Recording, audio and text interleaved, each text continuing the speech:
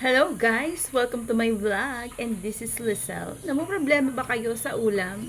So ito guys ang solusyon sa problema mo. Murang ulam, masustansya na at affordable pa. Ayan. Ito ay itlog, nilabong itlog at okra. Bigay ng aming kumare. At talbos kamote. Hiningi ko sa aking lola. Ayan. At bagoong yan. Look guys. Bagoong. This is it. Mura na, matipid pa. Kaya ano pa?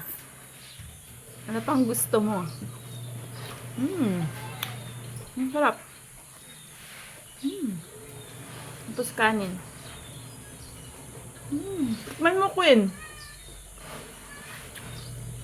Solve na ang tanghalian or almusal mo.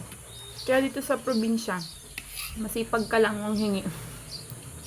Talagang makakain ka. Thank you. Ingat.